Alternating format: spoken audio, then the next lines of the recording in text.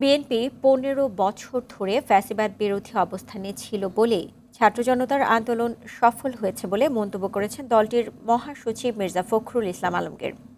আর দলের সিনিয়র যুগ্ম মহাসচিব রুহুল কবির রিজভী বলেছেন, সবার সাথে আলোচনা ছাড়া সংস্কারের মাস্টার প্ল্যান বিশ্বাসযোগ্য নয়। আজ দুটি আলাদা অনুষ্ঠানে তারা এসব কথা বলেন। রফিকুল ইসলামের রিপোর্টে দেখুন বিস্তারিত।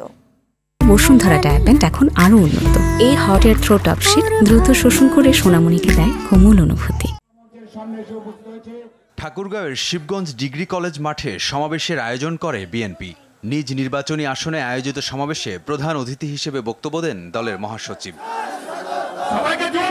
মির্জা ফখরুল বলেন, বিএনপি ১৫ বছর নির্যাতন, গুম, হত্যা সহ্য করেই লড়াই করেছে বলেই ছাত্র জনতার আন্দোলনে শেখ হাসিনা পালিয়েছে। আজকে এমনি শেখ হাসিনা পালায় যায় নাই, এত পাপ করছে, এত অন্যায় করছে যে তার পালানো ছাড়া কোনো পথ ছিল না। তাই এই দেশের মানুষ যখন জেগে উঠছে, যখন আন্দোলন করছে, যখন বুক পেতে নিয়ে বুলেট নিয়েছে বুকের মধ্যে, তখন তাদের আর পালানোর জায়গা ছিল না। ভারতে বসে শেখ হাসিনা ষড়যন্ত্র করছে, নেতাকর্মীদের এ ব্যাপারে সজাগ থাকার আহ্বান জানান বিএনপি মহাসচিব। বর্ণনা করতে চাই, সারাদিন বর্ণনা করলে শেষ হবে না।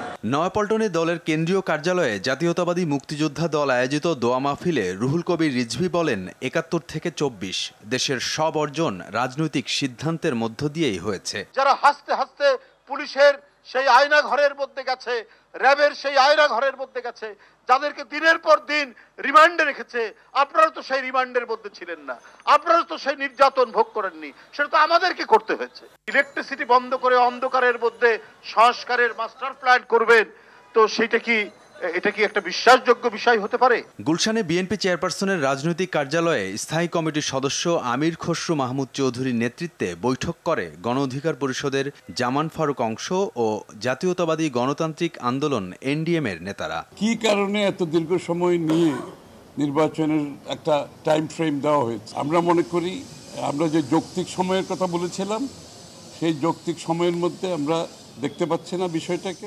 রফিকুল ইসলাম, RTV, ঢাকা।